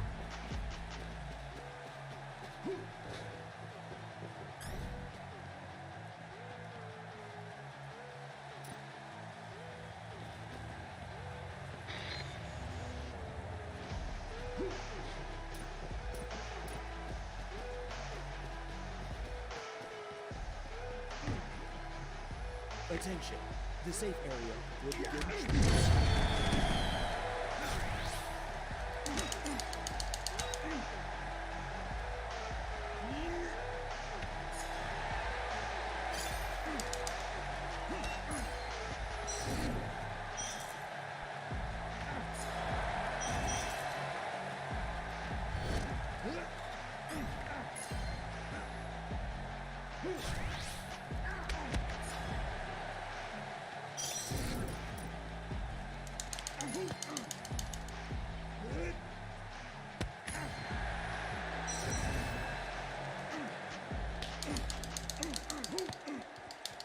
Come on, Cody.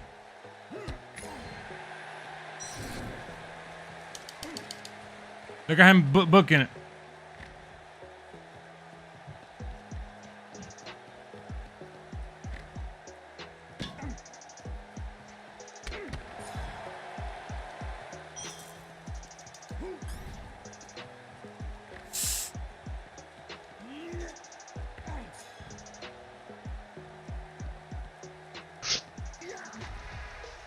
Wow.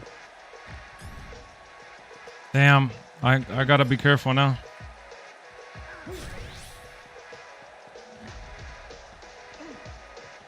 Got him. Attention. The safe area is now shrinking. Got him. Was your last one? No. Oh yeah, I am.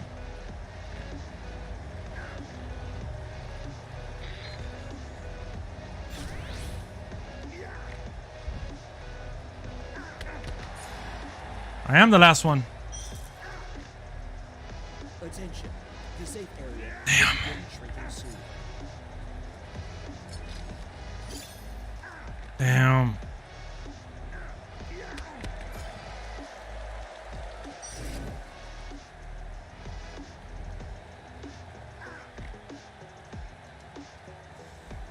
Ah, shit.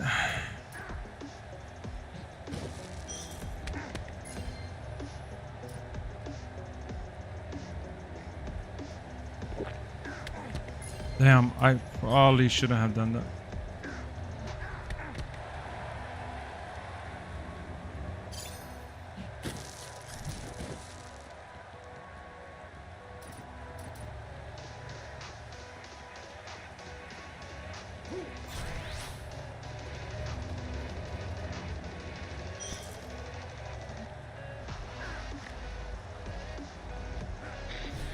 Attention.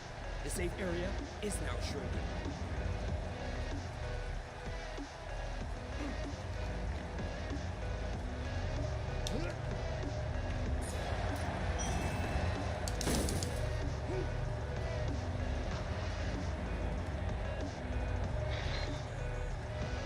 Hold on, baby.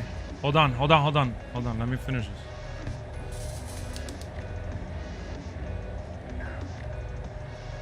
Attention. The safe area will begin shrinking soon.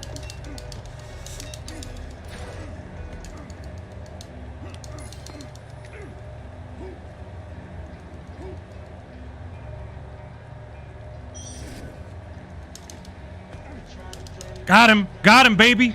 Got him. Let's go. 12 eliminations. 12 eliminations. And we got the win. The best match, baby. 12 eliminations. How about that? How about that? We got it. My second win. Congratulations. Let's go, baby. Holy snap. What a victory. That was insane. 2 massive wins here that I've pulled off. Look at that. Oh, man, I got to take a screenshot.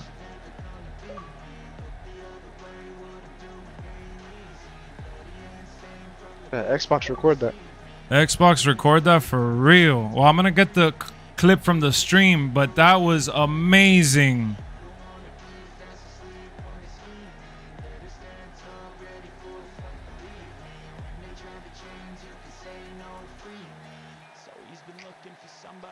Wow, I'm still stunned. I was legit shaking because I was like, damn, I don't know how I'm going to pull this one off. But man, holy moly, I'm going to clip that for sure and upload it as a video. That's the most eliminations I've ever had. 12 with 7 fevers. Look at the star rating, bro. That was insane. Beautiful. That was beautiful, beautiful, beautiful. Holy moly. I know what those buttons do now. You haven't played it? 7 stars, bro. I got 12 eliminations. I just went crazy. That's it. There's no duplicating that performance. Might as well end the stream. Holy snap. 7 stars, man. 7 stars. Let me take another screenshot just to make sure. Beautiful, bro. That was crazy. You play Texas Massacre yet?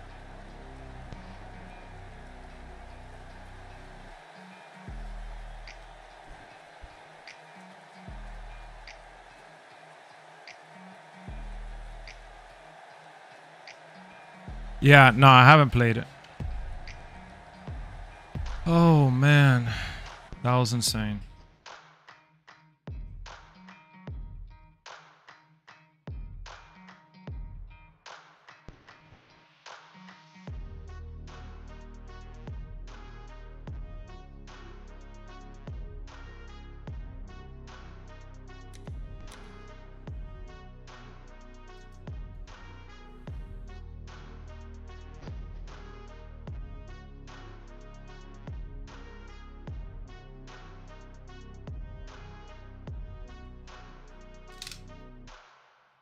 With what, Karan? I wish we could do like custom games. That would be cool. I'm gonna have to tweet that out that I got this 7 stars. Wow, I'm really lost for words after that one. I wish I could see how many eliminations I've had and stuff. But either way, that was a crazy performance that I will enjoy. After the stream goes up, I'm gonna go back and clip that shit because that was incredible. We're 1 like away from 30, guys. We're 1 like away from 30.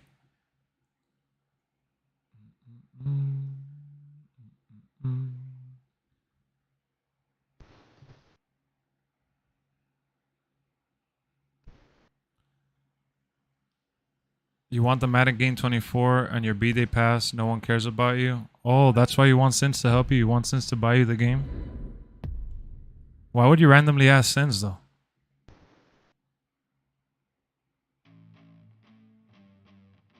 Wait, did you come in here trying to act nice so you could ask for it?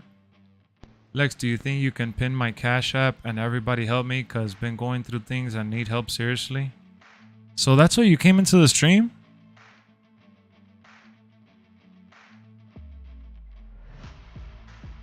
You're acting like helping you get a game is because like is because you're starving and you need some money for some food.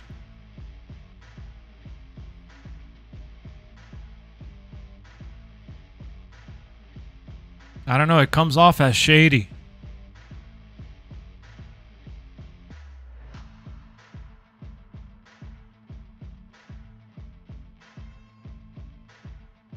If you were like starving and really needed like, you know, $1 or 2, I'm sure someone would help, but exactly, you're not starving, so you don't really need help. You just want to get a free game. There's a difference.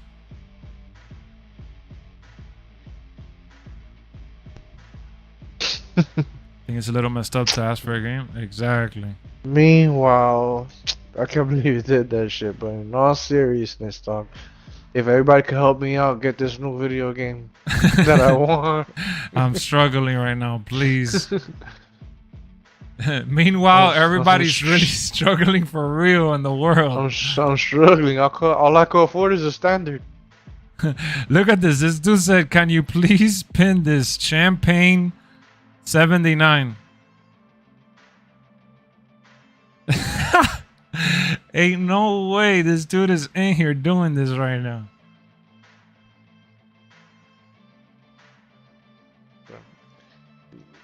Get off, doggy. All right, Brody. Catch you probably on Thursday, my day off. All right. Oh, you go back to work tomorrow? Yep. All right. I'll catch you then.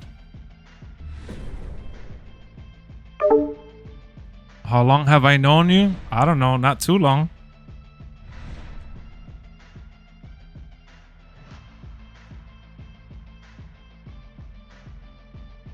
I need GTA 6 early, guys. All y'all need to pay me on your PayPal me your credit card. Exactly. Am I gonna have a watch party for Raw tonight? I'll go live later after Raw or at some point. Probably not during Raw because I gotta get off to eat dinner right now.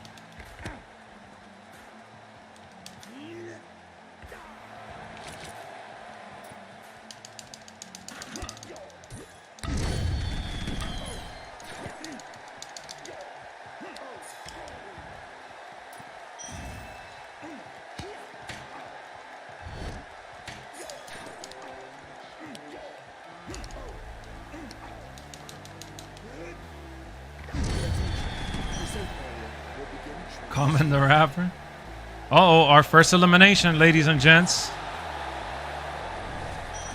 Yo, you guys realize that I eliminated 12 people last match? That means that I eliminated almost half of the people in the matchup.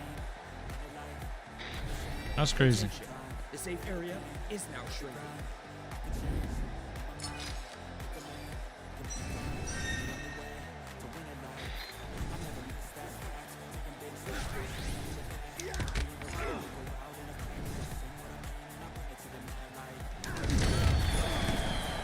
Attention. The safe area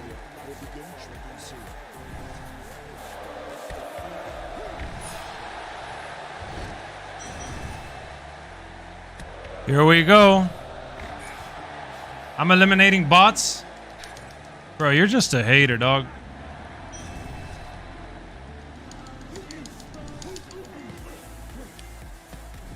Out of all people, I did not expect for you to be the big hater, bro.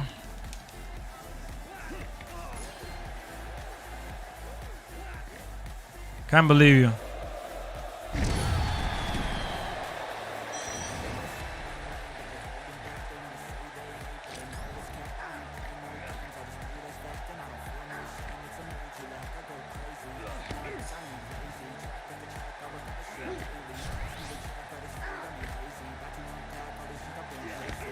What a hater, man.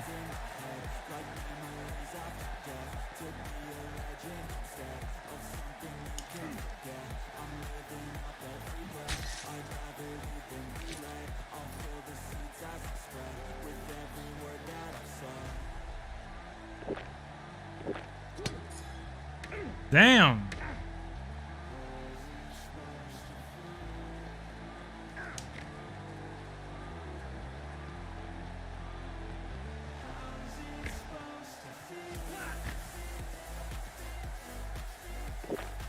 What the hell? I didn't mean to do that.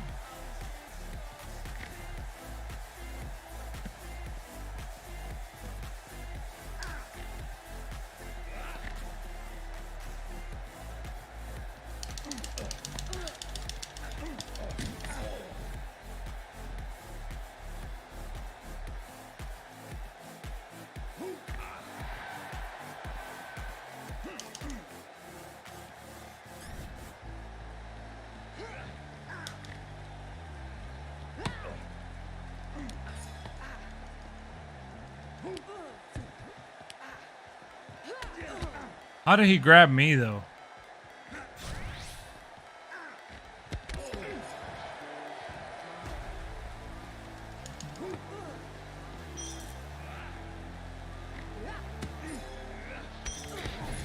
Attention. The safe area is now shrinking.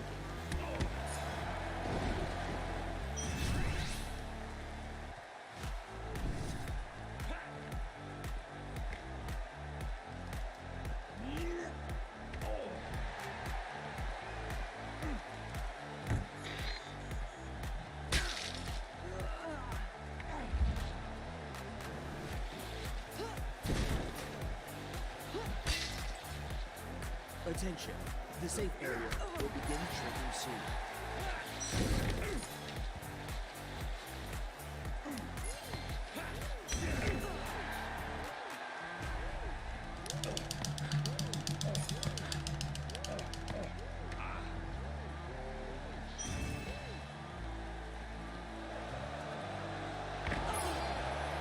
Yeah, I'm removing from the chat now.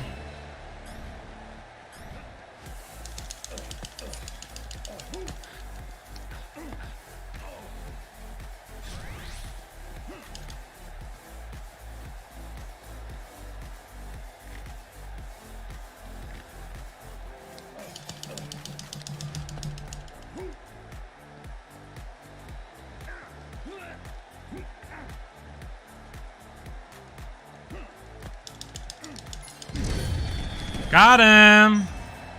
How's that for bots, baby?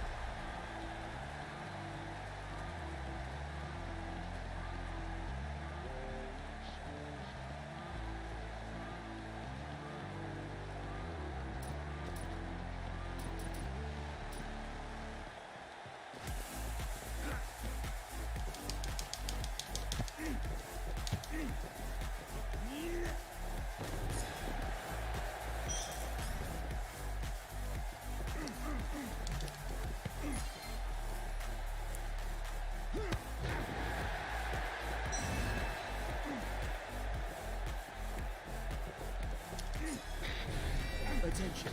The safe area is now shrinking.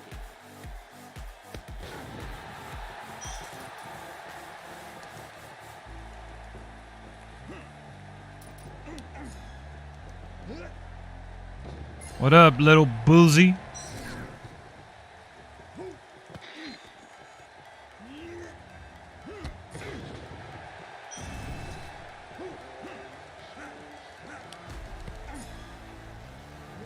Attention. The safe area will begin shrinking soon.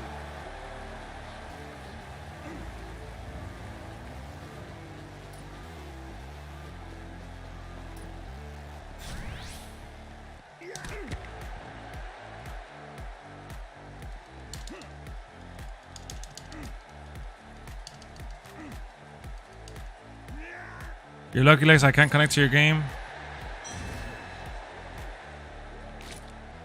I would be a follower. Wait, what?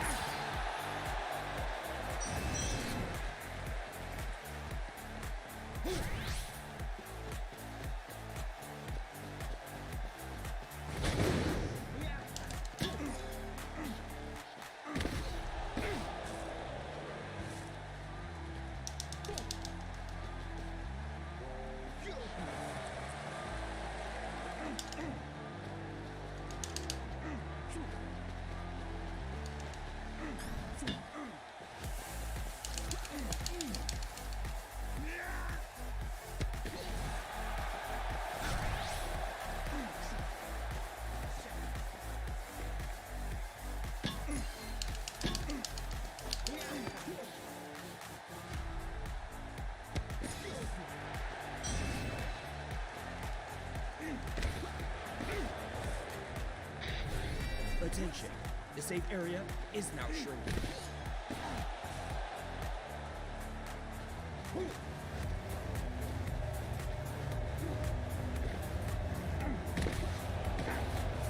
Oh, man.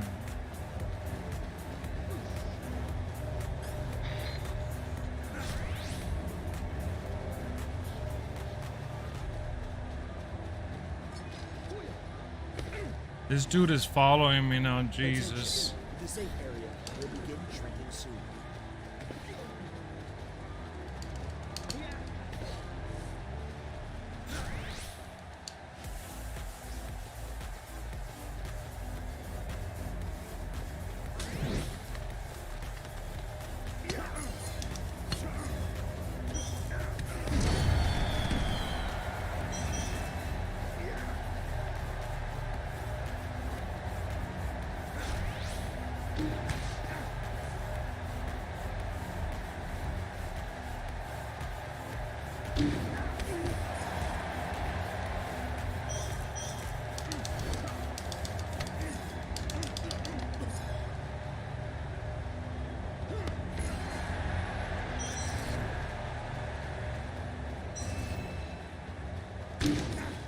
Damn, he got me. Attention. The safe area is now shrinking.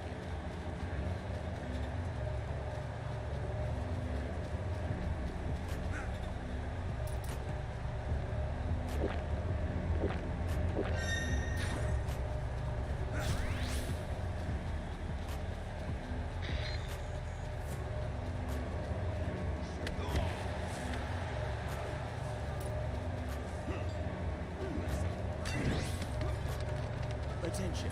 The safe area will begin shrinking soon.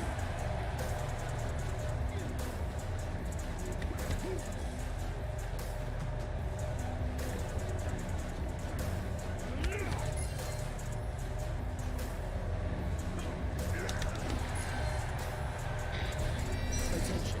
The safe area is now shrinking. Wow, I couldn't. That's crazy.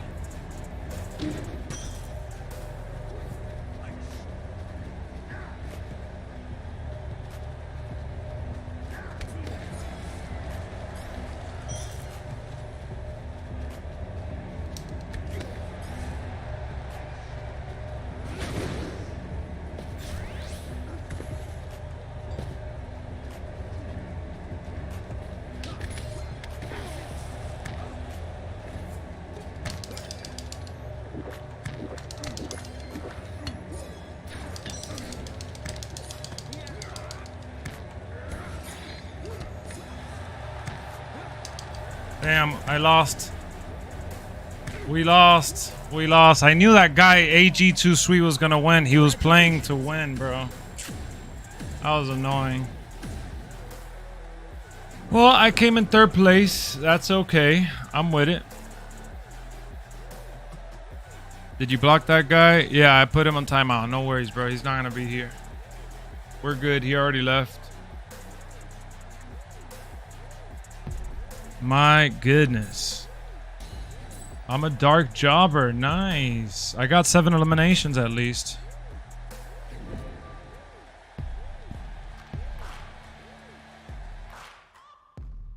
Guys, I think it's time, man. I'm a little hungry for dinner. I hope you guys have some dinner before Monday Night Raw starts. It's about to start here shortly. I'm going to see if I stream during the show. I don't know. I don't know if I'm going to stream or not. But I am going to stream at some point on this channel. Check out my AEW review. I hope that guy read what I wrote. Yeah, I'm sure he did. I want you guys to check out my AEW All-In review. You can check it out at your own pace. Skip through it.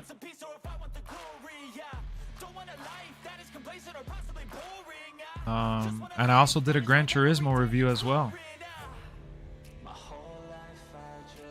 So if you guys want to see what I thought about the AEW All-In pay-per-view, that video is the link that I just put right now. And I also did the Gran Turismo one too, which is on the other channel. So if you guys want to see the Gran Turismo video, it's over there. You want to see the wrestling one, it's over here. No spoilers on the Gran Turismo one. It's just my thoughts on the movie and how I enjoyed it. This game is really good, bro. Now that it's so funny because now that what he said about the bot stuff, it kind of makes me like feel a little hurt. Lex, I want to thank you for this community and helping me get through this time. We'll be here for you, man. We're here for each other. I told that to Straight Edge. I tell that to everyone, man. We're here for each other. Always, always, always, always. So I had 12 eliminations, as you see here, guys. 7-star rating. What's my rank? I don't know. I don't pay attention to that, Carter. I'm not a diehard sweat scrub cheater like you. You are a cheater. Woody a boss so he knows? Man, he made me feel discouraged about this win right here, bro. Look at that. Oh my God, so beautiful. Made me feel bad about it. The top players when you load in AEW are actual players, the rest are bots. Wow.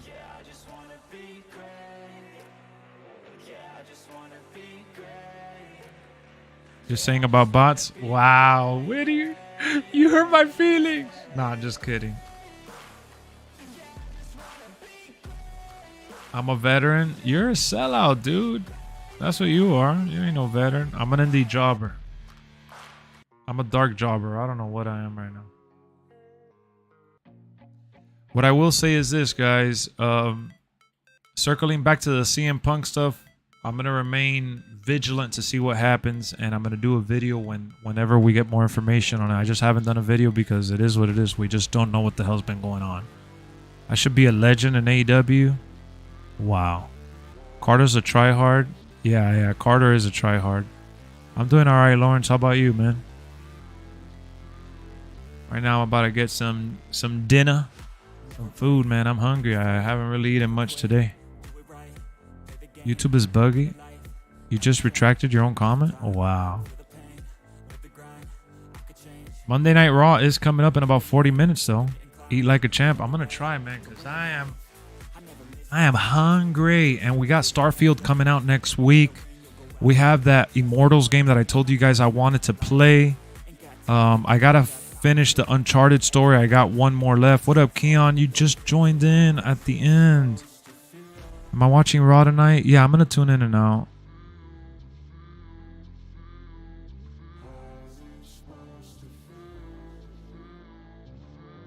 Did you hear that Bray had a heart attack in his sleep? I heard about the heart attack.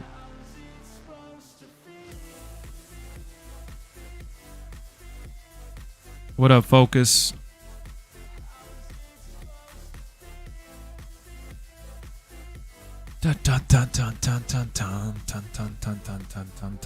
Yeah, so I was thinking about what to say, but I'm gonna go back and watch it. I was at work. Yeah, man, we had an epic win, and we also talked about some wrestling stuff in the beginning of the stream, so it's been a good stream.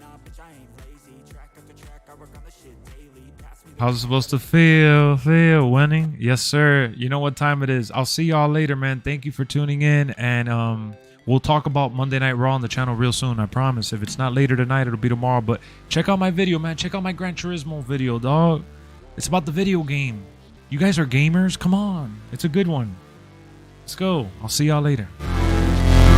Oh, or if you don't want to check out the Gran Turismo one, check out the AEW All In. All right? That's it. Check that one out. Never quit, do it right, play the game, win it life, have no shame, there's no time, feel the pain, live the grind, I could change, in my mind, pick a lane, commit and climb, the only way to win it life, I never miss, that's fact, taking big swings, bitch, hand me the bat, put me in the ring, you'll go out in a bag, cause I sing what I mean and I bring it to the mad light, ain't got time to kill, I got time to feel, I took the red pill, I know life's short so I wanna live real, but how's it supposed to feel?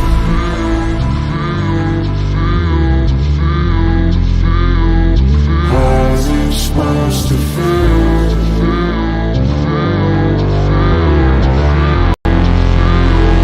How's it supposed to feel?